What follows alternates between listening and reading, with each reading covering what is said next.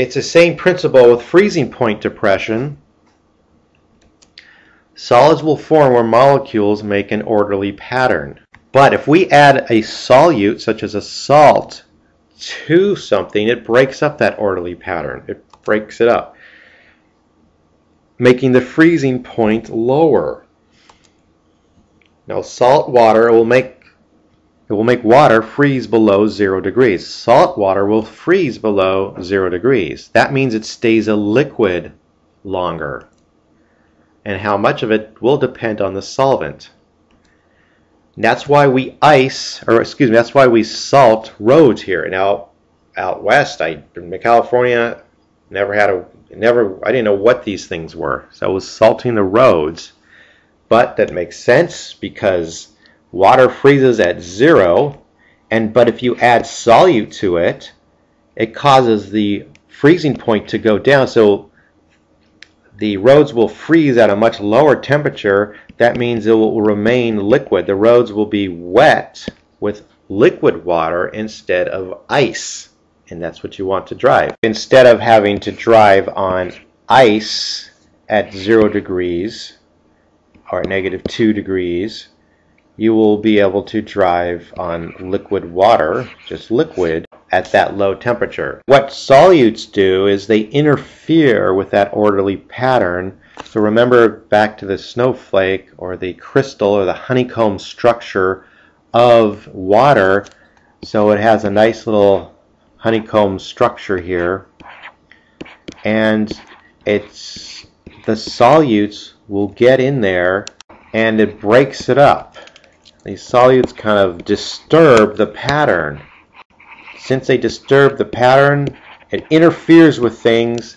They can't make their nice little honeycomb structure. It's just like when you guys go out there, I look out the window and the high school students are out there holding hands.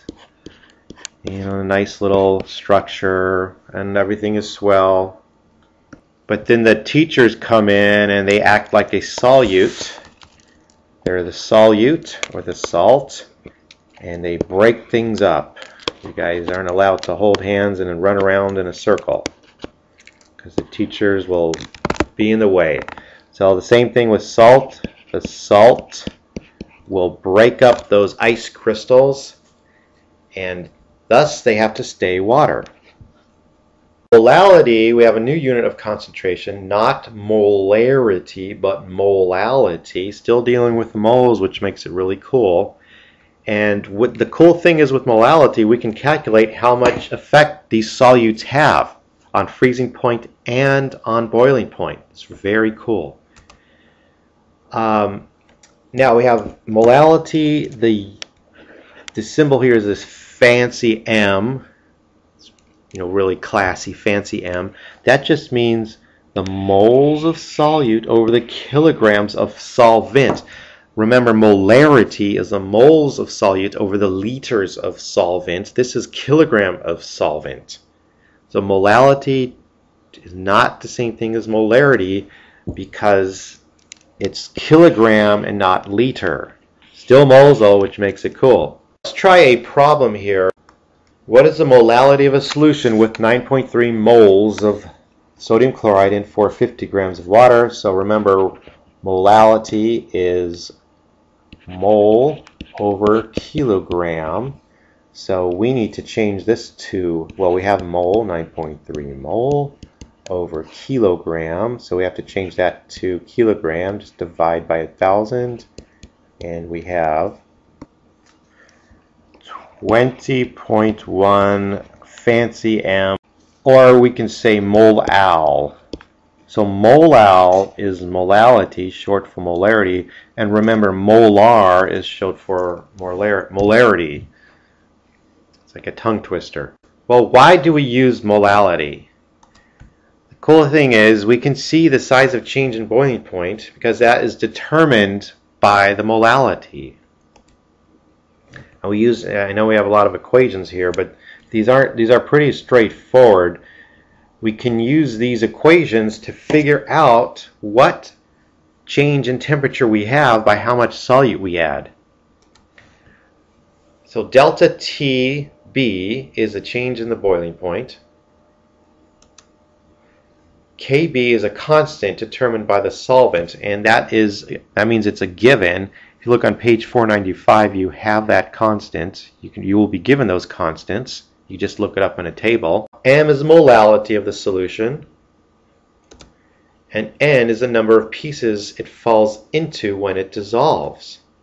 N is 1 for molecular compounds, such as glucose. When we did that piece thing, C6H12O6, if it's a molecule, it means it's not ionic. Remember, a molecule will be between non-metal, and we can calculate if it's a non-metal and a metal, we can calculate the number of pieces by just what it dissociates into. Freezing, the same thing, same concept. It's the size of a change in freezing point is determined by the molality as well. And we have this, it's the same basic formula, but we just have a negative sign and we have a different K. So delta T subscript F is a change in the freezing point. Kf is a constant determined by the solvent. It's also another constant on another page, page 494, that will be given to you. M is the molality, just like the last time, and N is the number of pieces it falls into when it dissolves. Let's try some problems here. What is the boiling point of a solution made by dissolving 1.2 moles of sodium chloride in 750 grams of water? So we have to look at our formula. So we have delta TB equals KBMN. We're going to look for delta T. So K, we look on page 295 or 495. KB for water equals 0.512. Now, M, we need molality. That equals moles over moles over kilogram, which is 1.2 over kilogram of water. We have to change that to kilogram, just divide by 1,000, and we get 1.6 molal, fancy M, and N. The number of particles here would be 2. It's ionic.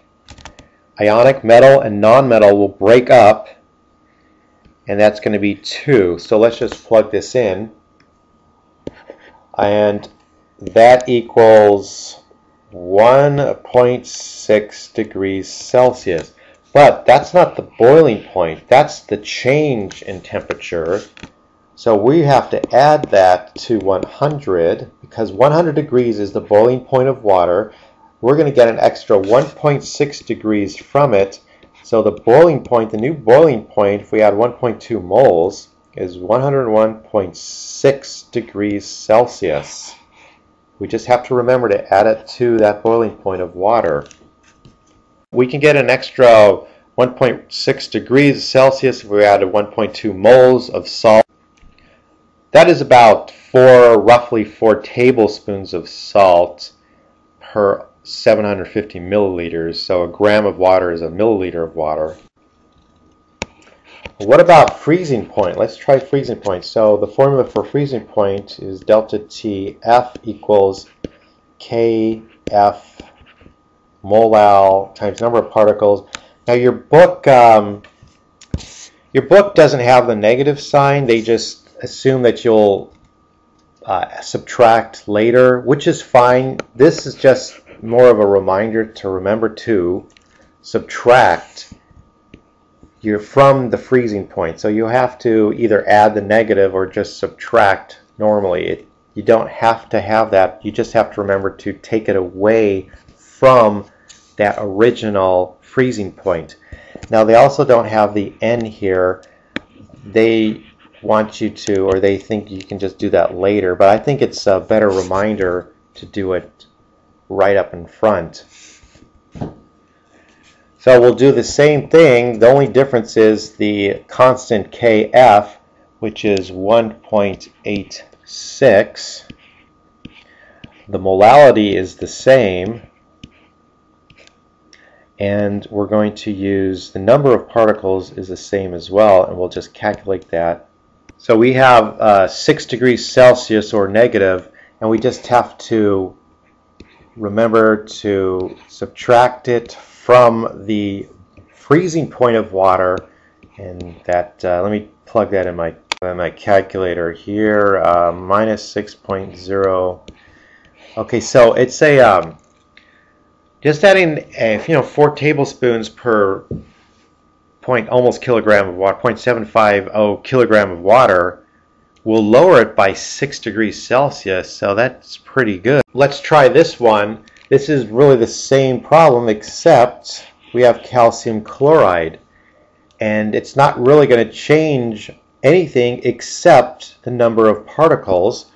We have TB equals KB MN.